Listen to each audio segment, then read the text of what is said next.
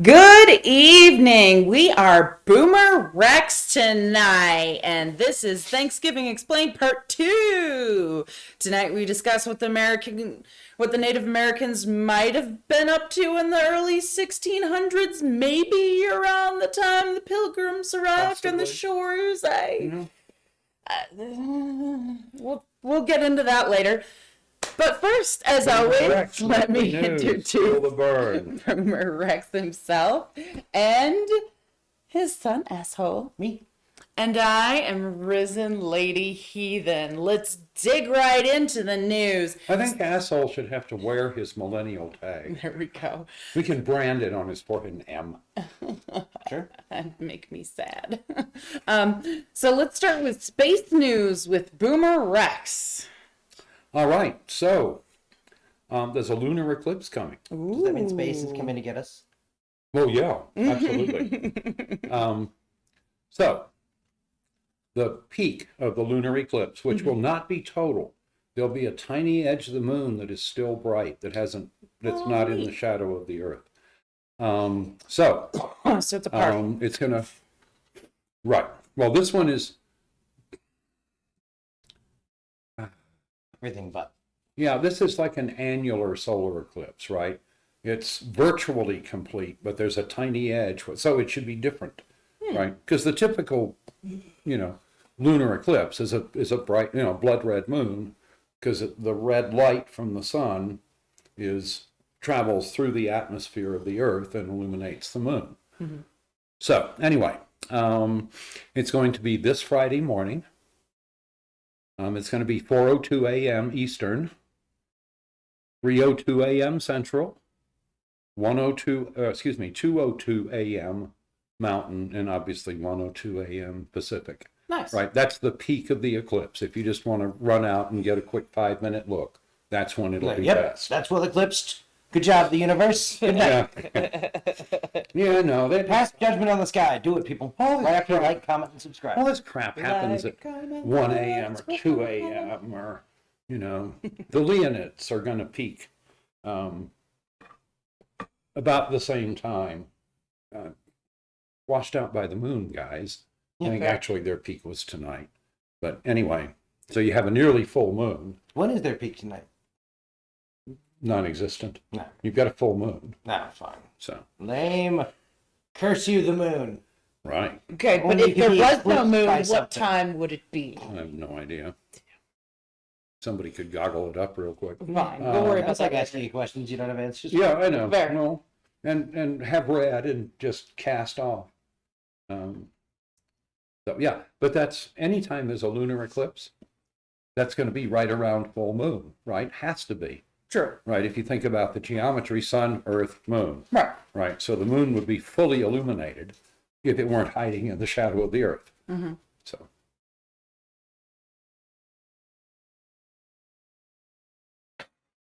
Anyway, so what's going on with this QAnon field trip to Dallas? Tell me about that. Oh, this is so sad. So on Monday, the QAnon conspiracy folks returned to Dealey Plaza in Dallas, again expecting the return of JFK or JFK Jr. This time I think they were hunting for Jr. But this is like the third time they've gotten together in Dealey Plaza. Which you think the Kennedys would avoid, either of them. Yeah, it's not a good place for them. Anyway, apparently they're kind of beginning to wake up. There's some of them saying they wasted money flying to Dallas, right? One of them said specifically she ran out of money. She spent thousands on plane tickets, hotels, and that's what you it get. would be so much fun to laugh at them. Except it's getting to the point where it's not funny, right? It really is the Peanuts, waiting for the great pumpkin in the sincere pumpkin patch. All of the growth in the economy came from burning these kids' dreams in a giant furnace that made the engine go ever faster, ever higher. Yep. What was the percentage on Crazy Babbitt's loan? 191% or something? That shit. The lunatic who got shot in the face, deservedly, on January 6th. Yeah, no, she had a Yeah, crazy. that was insane. And it was like illegal as shit, so she had to go out of state to get it Yeah. because I think she was from California, and California was like, "That's not cool." California has rules on what kind of loans you can write, but there's also a rule that says you can 40% get or a business 80%. loan It was out of state. It was something that would be usurious in virtually every state. The Wasn't in mob the state where doesn't she got it. charge these numbers. I'm sorry? The mob doesn't charge these numbers. Yeah. Because the mob wants you to pay it off, because then something good will happen and you'll come back. Yeah. Yeah, the point No, is, starting this with the woman was boomers, taken for a we serious crowned ride. up 4 generations to feed the capitalist excess of the bosses. Mhm. So, no, but at some point I stopped laughing Yeah. and I start saying, how do I help? Right? This is just, this is crazy. Well, and some of it is like, this isn't the first time that something that, it's going to happen, and it didn't happen. This is multiple times at this point. This So is every cult. kind of, sort of, you hit a point where obviously people have been trying to convince them that this isn't a thing, and they're not listening. So at some point, kind of... Remember that there are people who are Fool me making once, money. shame on you. yeah. Fool me who are- twice. Remember that there are people making money Yeah. on convincing them that this is a real thing. Right, but Right, there's this is people making one money more convincing grip. you of everything, and that doesn't mean you listen. Yeah. We've never had the dialability that we have now for marketing. Right, I can get lonely at-home moms. You can literally pick who you want to target and go for them with modern advertising tools. And we know how to write these things, and it gives them someone to talk to every day. What we're looking at is the American loneliness epidemic. Right. Agreed. You ever heard of a Panoptican? Mm-hmm. That is a scary ass What prison the ball. fuck is a Panopticon? A Panoptican was a concept for a prison where it's built in a cylinder, right? So a single guard in a guard tower in the center of the cylinder can see all of the prisoners. Not all of them all at once, but he can look at any of them and they don't know when he's looking, right? Right. So it's this unbelievably intrusive surveillance, right? The whole thing. Yeah, that's where we live, between Facebook and Twitter and, it's Google. We have managed to build ourselves a Panoptican where everybody knows everything, everybody could know everything there is to know about you and target you with pinpoint precision, right? To play to your gullibility, Right.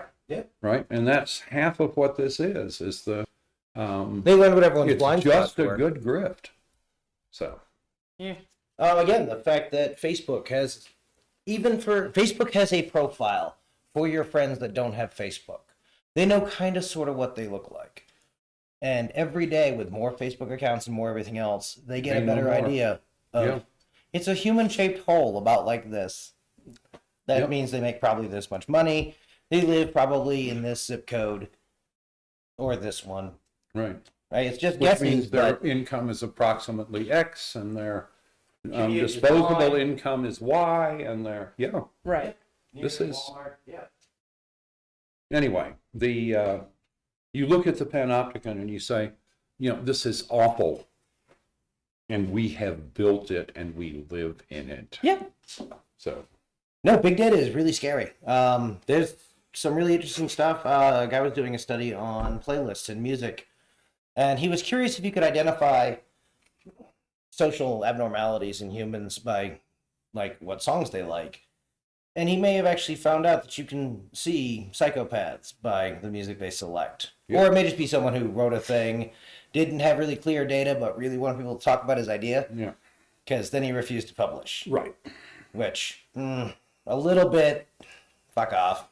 Yeah. But yeah, no. Except if Uh-huh. if his data were good, right, then Yeah. all I have to know is what songs you like. And now I've finding got that you is so tagged. easy. Yeah, So, anyway, creepy. and getting creepier by the second. Oh yeah. We were talking about this earlier today. If you're looking for folks with money, Mm-hmm. right, what one indication is there that they give everybody they touch on the net? Yeah, no, I hadn't thought of this. Yeah. If you've got an iPhone, you have money, Yeah. Yep. right?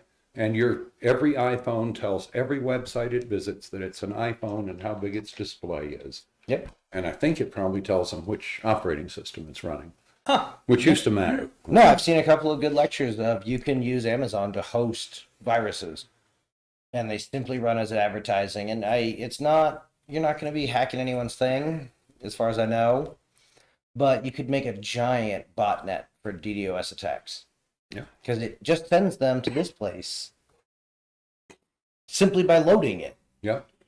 So anyway, And we hope, now that they know this, that Amazon is more careful. But I don't know any data one way or the other. Well, we already discussed the fact that Amazon is already using your data to charge you more money for things, so fuck that noise. Yeah. Fuck you, Amazon. or bias. Yeah, I am or biased. absolutely We'll, for that. we'll That's say right. all the nice things I am a about good you capitalist. from That's now right. until You could forever. sponsor us. We won't say anything nasty about Yeah, you. we'll stop talking if you, hand over Right. that The money. sort of thing we'll say is, Amazon Light. we were going to talk about Amazon tonight, but they're one of our sponsors, and we've decided not to. We've decided that we want to tell you how wonderful they are and how you should buy all their Hey man, things. if all the kids Until that then, fuck Amazon. if all, Amazon is wildly convenient. They're like McDonald's. Yeah. They're Walmart. consistent. You order it, it comes, great. Yeah. they're the fractal image of Walmart when it ate all of the mom and pop corner shops. Oh, Yeah. true. Aggressively true. And then someone said, "Yeah, but what if it was all of that, but online?" Yeah. No, Yeah. No, I'm. he's a death fucking breathing robot. Death Stop spiral. him! Don't stop it with the internet. As long as we're talking about internet things, here's a really great one. The Justice Department is going to sell off $56 million of cryptocurrency. Oh, wow. See, this cryptocurrency was seized as part of a crackdown on a massive Ponzi scheme that ripped off $2 billion worth of Bitcoin. $56 million in recovery? Come on, guys, that's not even a serious tax. No. So you have to wonder where the $2 billion went. $2 billion's a lot of money. We could just add It's hard to spend $2 billion on houses and cars.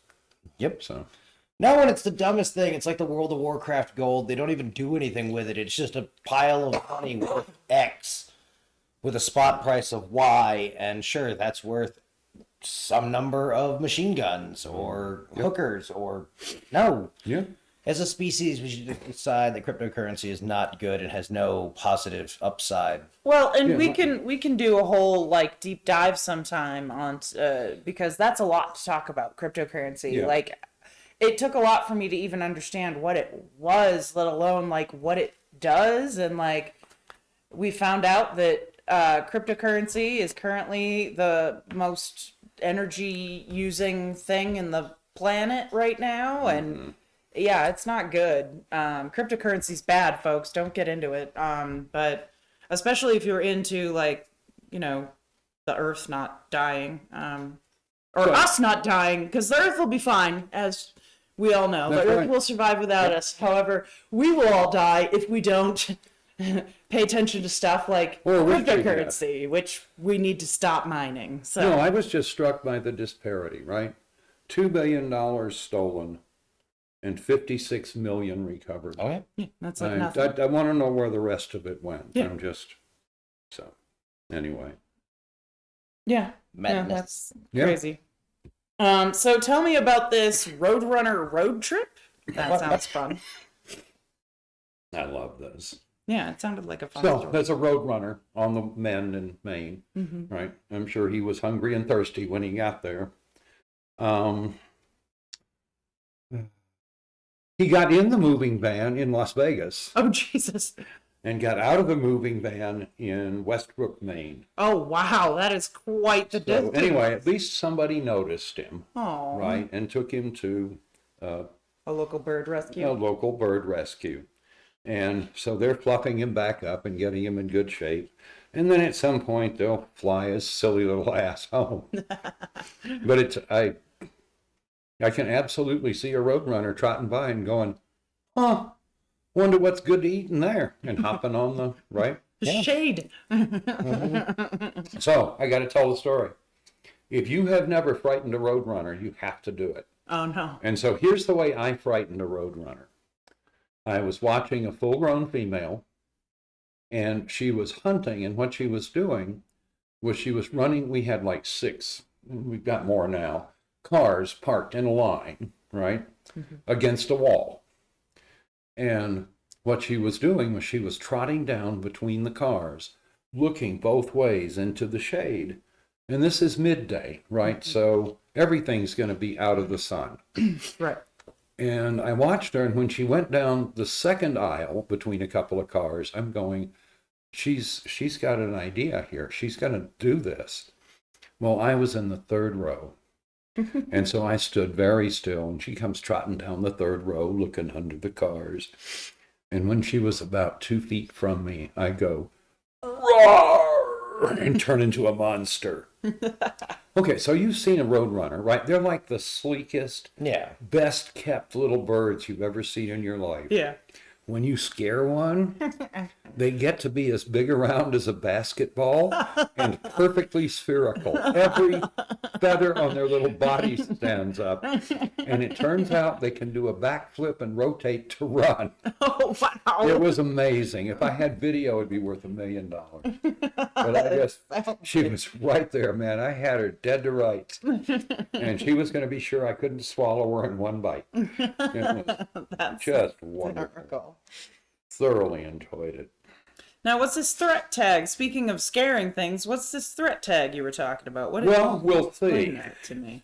Of course, the lunatic right is up in arms. Of course. But the Why not they FBI not? has started a process to track threats against school board members and teachers and so on. That makes sense. Yeah. Right, from these idiots who show up and threaten to hang them at school board meetings and so forth, which is a fucking felony and should be prosecuted as a felony. Yeah. But anyway, so they're collecting the data and they're tagging these threats, right? And again, you know, the lunatic right is just totally upset. Well, good. Every time they're unhappy, I'm happy. Yeah. But the idea, first and foremost, is to get some statistics and start talking about how to handle this. I think a few really heavy-handed felony prosecutions would fix it right up. Yeah, I So- think so. Anyway, we'll see what happens. Yep, I'm for it. I want to see them do it. Yeah, I can also sing the song of how that backfired, but we're at that point. Yeah. Buy canned food. And not Bitcoin. Yep. No, this Not is, even gold. and again, I think it's harder to turn this one around because you're not going to have left-wing people going Nope. in. I agree. That was and threatening to hang. That was absolutely So the route I went down, but we've also got felony mischief. We've got plenty of other, right? We've been doing law and order detentions for a long time. yeah, So, yeah, I'm curious about the infrastructure we're talking about behind it. yeah, and whether they're going to do anything with it. Yeah. The FBI does not have a good reputation No. defending people, right? Fair. So anyway, So I think this next story you wanted to discuss is going to be good lead into our, special deep dive tonight. oh yeah, I happened to see this one. I saw it when it first happened. I thought it was really interesting. So it's the accidental Thanksgiving invite. That's think right. we all have heard of this. It's a good story. I like it. Go ahead, tell it. So anyway, a woman accidentally texted a fellow named Jamal Hinton, and her name was Wanda Dench, and I assume she miskeyed the Phone number. And she invited him to Thanksgiving dinner. And he didn't know her, so he responded, "I don't know you, what is this?" And she apologized, recognized what had gone wrong. And then at some point he said, "Well, am I still invited?" And she said, "Of course you are. That's what grandmothers do. They feed everybody." Aww. So that was in 2016, right? Mm-hmm. So they've done it every year. and he's going back again this Thanksgiving with his girlfriend and his family. Oh, that's So, wonderful. Yeah, I think love that's that. so. Well done, the humans. Yeah, no, that story. I mean, we, since it happened, it's been spoken about every Thanksgiving, and you know what? It truly makes me happy every year. I like that story, and the fact that they still hang out and they're still doing the thing, and they get together, and now they're really good friends. From everything I've read, they're really close friends now. So Yeah. How could you have a Thanksgiving with somebody, a good one, and not end up friends with them? Yeah, that's absolutely. true. That's true. Here's all the carbohydrates a human could possibly eat. Enjoy. Well, and the definition of good company is good conversation and so forth. Tell them all the good stories. So, do I get to tell my story? Sure. Yeah. It's sort of an accidental invitation. Sure. So, I was in D.C. Going to a meeting, I don't know, at one of the think tanks. But I was staying in a friend's apartment. And so I'd heard there were some good places to eat. And in particular, there was a Thai restaurant about 2 blocks away that I'd seen a dozen times. I had heard it was very, very good. And I just wanted to try it. Right. And so I went down, and they have their menu displayed in a billboard-like display, right? And the restaurant is in the basement, right? So I'm standing there on the sidewalk, and I'm, reading the menu and so forth. And I gradually became aware that there was a person, behind me sort of reading over my shoulder. And I stepped to the side, so they could have a better view and so forth. And then I'm looking at the menu, and I found what I wanted, and I don't even remember what it was. But I said, oh, yeah, that'll do. Mm-hmm. And I walked down the steps into the restaurant. And the maitre d' at the door says to me, that will be 2 for dinner. And I suddenly realized that this other fellow had followed me down the stairs. And I turned and I looked at him, and he went absolutely scarlet. And he said, I have made the most embarrassing mistake. I'm so sorry. And he's, nicely dressed and seems normal. And so I said, look, I'll be perfectly honest with you. I hate eating dinner alone. Yeah. Right? I mean, the food will be good and so forth, but I hate eating alone. Would you care to join me? And he looked a little odd, and then he said, sure.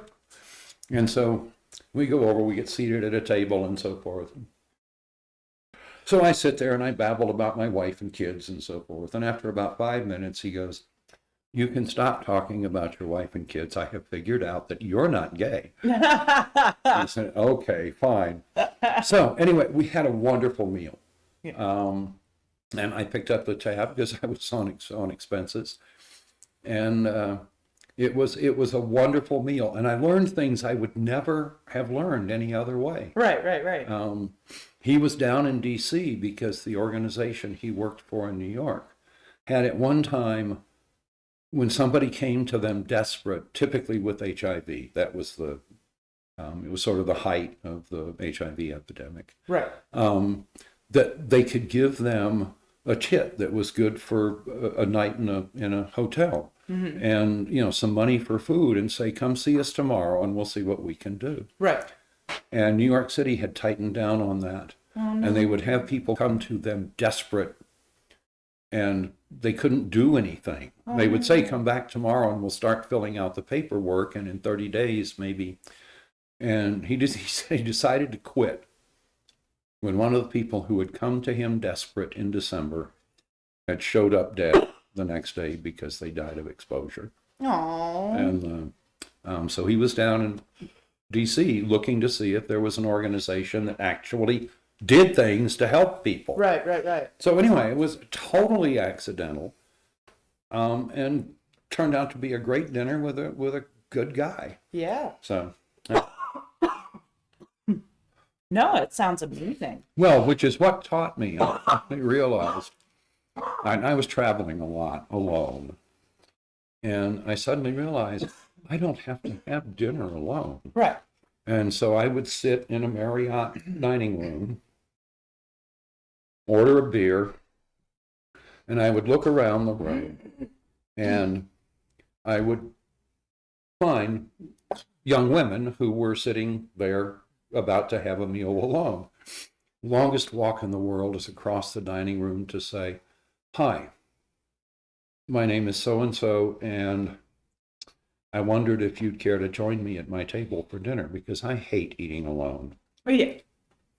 So in 8 opportunities, I was never turned down, Well played, sir. right? And the interesting thing was, these are attractive young women, right?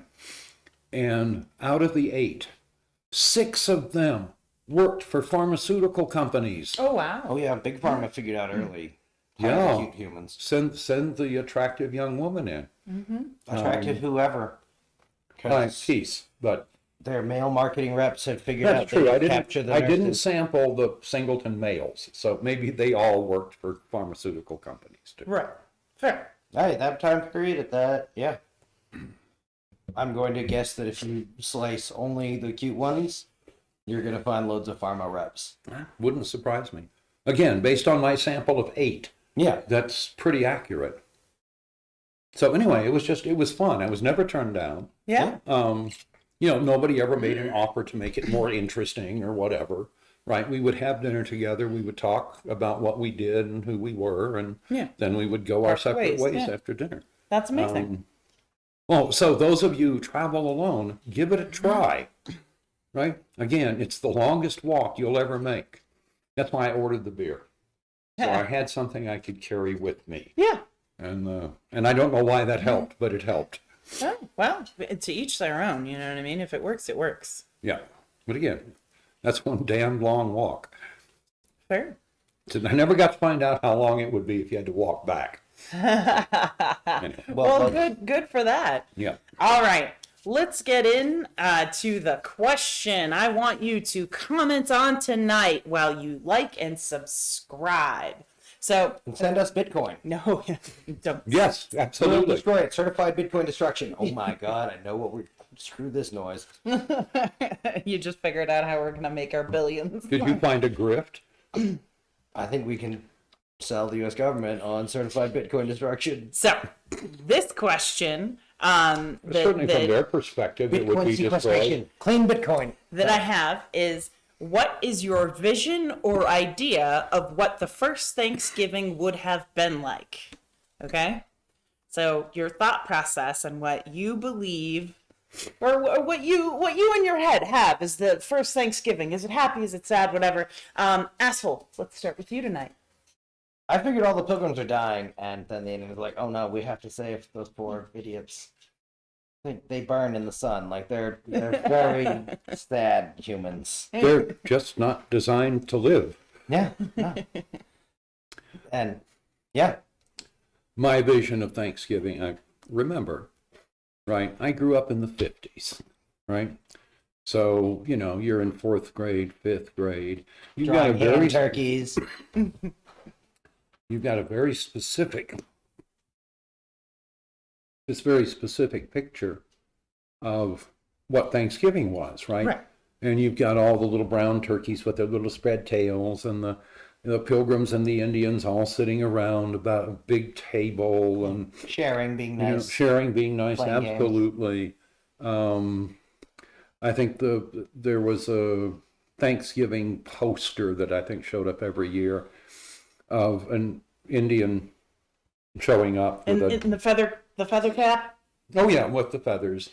and the pilgrims with the big hats, Yeah. Yeah, and with the big buckle black hat. shoes. Yeah, They all that's had the it. buckle shoes. The buckle shoes. But the Indian shows up holding the dead turkey, right? Mm-hmm. And you're sitting there going, well, it's a little late, right? It takes about 7 hours to cook those things. But anyway, that was my picture of Thanksgiving. And then at some point, your picture of Thanksgiving is kind of set in your head, right? Yeah. And you don't do any further modifications. You've Yeah. got a picture of Thanksgiving. Thanksgiving fits on a 3x5 card. Done. Yeah. What's next? Cool. All right. So that's their opinion, and I agree with the pilgrim hat, the buckle shoes, and the Native Americans showing up and being like, "We brought you food because we're Yes. friendly and we don't want you to die." Whatever. Again, So- they have a very generous asylum policy.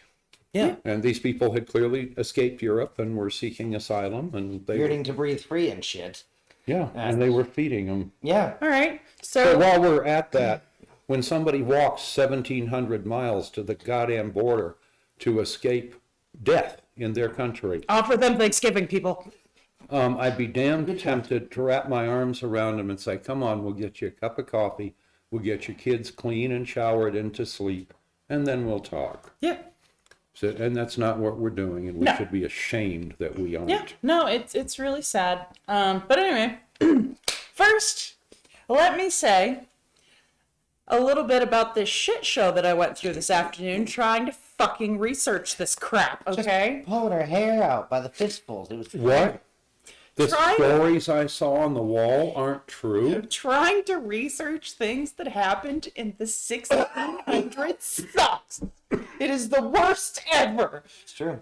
Don't do it. No one's making up stories. Oh, God. Okay, so everything I'm going to tell you tonight, I found it all at these same reputable sources that I told you about the other day. We're talking National Geographic. We're talking Britannica. We're talking the Encyclopedia. We're talking every big name you can think of that has history.com was the other one. And I did more because That has the truth. oh my God, I had to check other sources because this was not working. Yeah. And I'm going to tell you, the story that I have for you tonight is fucked up. And it doesn't make sense. And I don't understand it either. So we're just going to try to get through this, okay? This is not going to be a fun time, but bear with me. Is tomorrow night going to be better? I am hoping so. I Okay. really, I believe really in us. am. You should like, comment, and subscribe to find out. Absolutely. No, So tell me about the let's start. real Thanksgiving. no, Yeah, no, no, we're not okay. there yet. We're not there yet. We're Okay. talking about Native Americans tonight, remember? Okay. So this is where the Native Americans were in the around the same time and what was going on. Okay, so let's start with Squanto. Most of Okay. you have heard this name.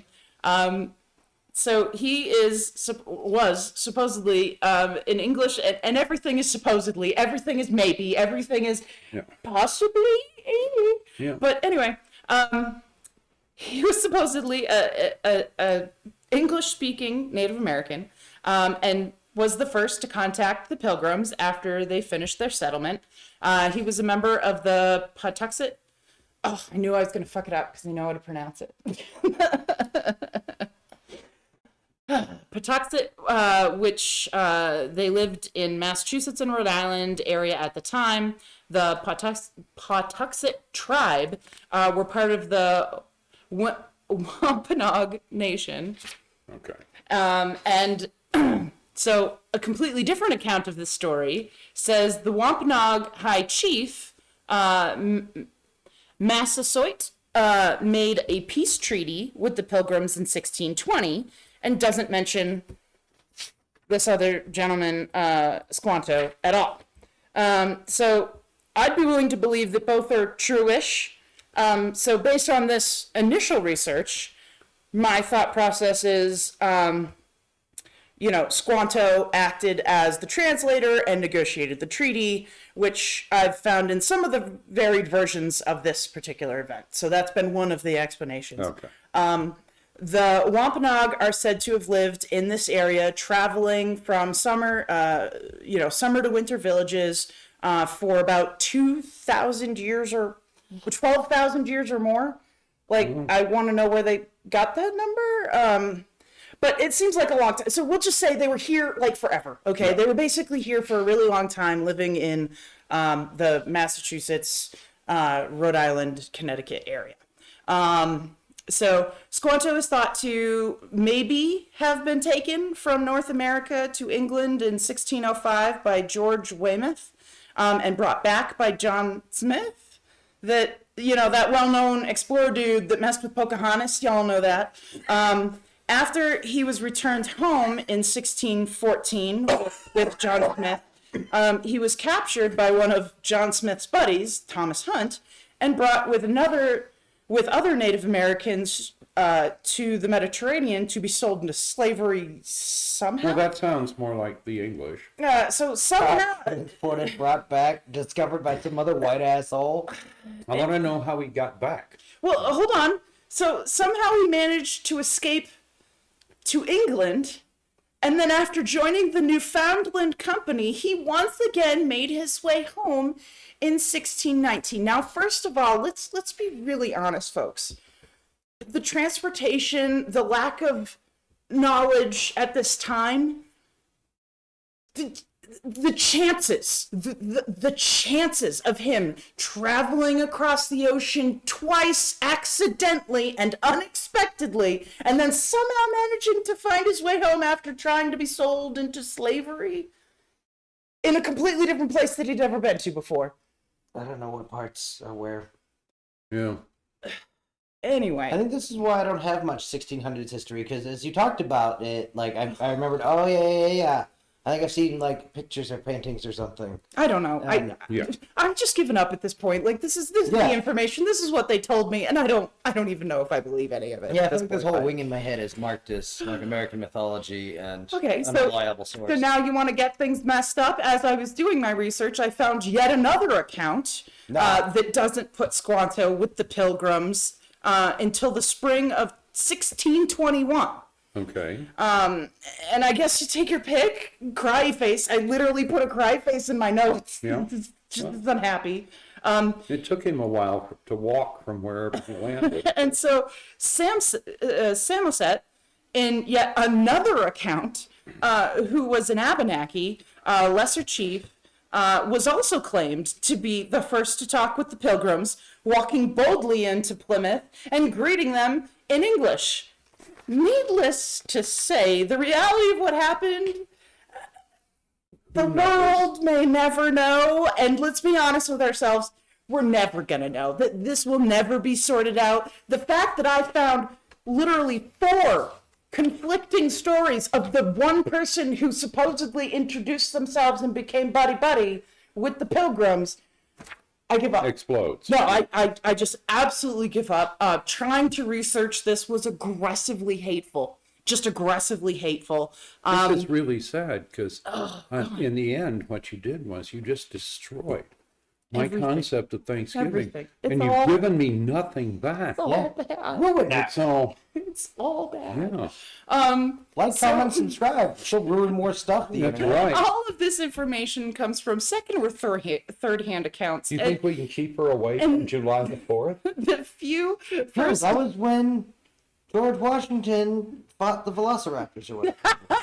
No, We that's got freedom. the story I'm telling. We're going with that. I am writing that down. Yeah. Oh, We Anyway, got the secret of Freedom Pie, which is really just Frito pie, but it, the French make it spelling weird. And Freedom Prize. Well, yeah, obviously. Yeah. Which is Anyway. like Belgian fries, and the French are good at fucking marketing too. so all of this is like, the few first-hand accounts that were written weren't even written until decades after the events they're discussing. So No, but in a lot of cases, that's true. I think the part of the problem with contemporary descriptions at that time and from well before was that nobody recognized when it was happening that it was going to be a pivotal event of some sort. And so they didn't think to write it down, and maybe they didn't diary. I don't know how Well, many in of the them could 1600s is when we get the scientific method, which is a big chunk. Because up until then, history is just bullshit. Like Herodotus, you name a historian we've ever had, they made a lot of shit up. Yeah, they did. But that's And they part wrote of- it 40 years after the Well, fact. that's the other part of it is it's kind of, we accidentally did some gatekeeping on just the structure of it. That you had to have all of it so you knew the truth lay somewhere in the middle and you knew what the end was. So how Troy fell, that part. Who will recount their deeds with advantage. Yeah. no, so my advice for y'all, don't just don't Just give up. just fuck history. fuck anthropology. Just fuck it. No, like, nothing. We're just making shit up as we go because Knowing stuff just makes it worse. I have like 3 or 4 first-hand accounts of what happened that day, and they all completely different, involve completely different people. Here's the thing. Here's the thing.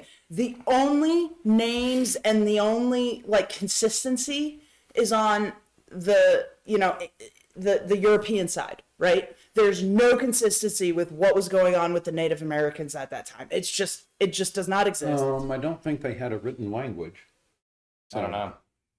I'd be surprised if there were any contemporary. I know few of the records. white boys spoke it, so we really didn't put it in our cool museum of the story we're going to tell, because I don't know how the first Thanksgiving went, but I know pretty quick here. I'm curious what the lines of the treaty you talked about were, because I'm sure it basically said the Pilgrims will stay their ass in this big a box. Right. And I wonder how long it took until we're like, oh no, we need a bigger box. Oh, we're back. So I've got one I want you to try, right? I was trying to think of historical events that should be well documented. Okay. So the Battle of Bull Run. Okay. I don't remember whether it was the first or second Battle of Bull Run, but lots of people came out in carriages to watch. Sure. And there were reporters and stuff. So at some point, we'll research that and see whether the stories are consistent. So I'm betting not. But anyway, after everything that I just went through today, literally like in tears. This is terrible. And again, I apologize to, anybody who might be of Native American heritage. If you have any information that maybe I don't have access to, please comment. Please be my friend. Please explain this to me, because none of this makes sense. I am so confused. I will look again. I found a discussion of what the first Thanksgiving menu might have been. No. We're going to get to that another day. But the point was that it had a discussion of the participation of the Indians so I'll see if I can find that. No, I have that I know exactly what you're talking okay. about, and I plan on using it for my, okay. Continuing whatever, which is why every time you try to mention it, I try to try brush to you shut them off. up. Because yes, I'm getting there. And as we get more focused on things that involve directly, the Pilgrims and Europeans and such, there's a lot more information there to be found. Okay. It seems like they made a decision on where to go in that direction. Yeah. As far as with the Native Americans, people were just like, no, it was us. No, it was them. No, it was so and so, and nobody fucking knows. So it's a lot of hearsay, and if you were the tribe that fed those invading assholes, I don't think you'd be happy to claim it. Well, no, it was definitely the Wampanoag. the Wampanoag and specifically the Patuxet. Those were the ones that were there, like lived there. Yeah. I don't know how the I don't know how this other tribe got involved. It's just hateful. It's just very hateful. Yeah. The Abenaki were in the same general area, so it wouldn't be out of bounds if one of them happened to wander over, but Who knows? I got nothing. Okay. I mean, yeah, I'm sorry. I did my best. And it was I was very disappointed to not be able to find just a hard account where they're like, oh no, all of this is different, and this is the correct thing, and nothing.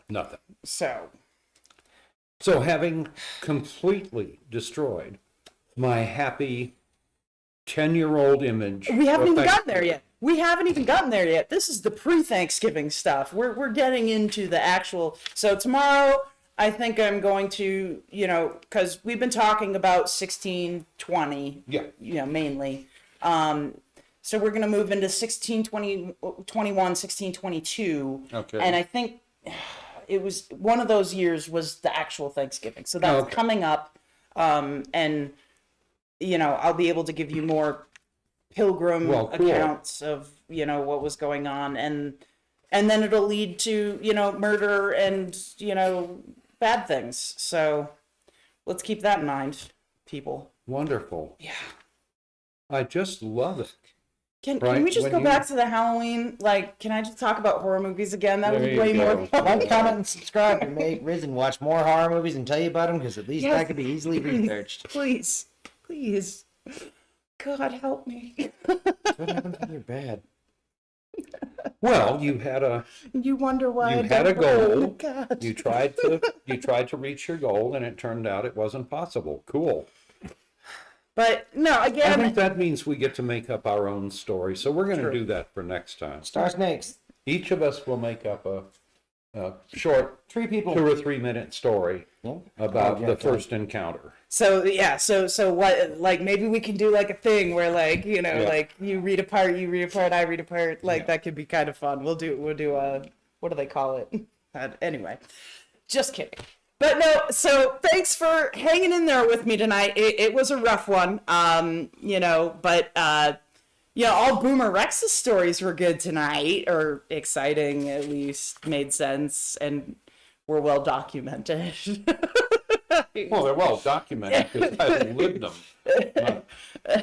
I'm not sure that counts as well documented. It's just a first-hand account. It's fine. It's Yeah. fine. But, all right. As always, we love you all, and thanks for hanging out with us. And we'll see you tomorrow night for Thanksgiving Explained Part 3 on Boomer Rex Tonight. History is a lie agreed upon.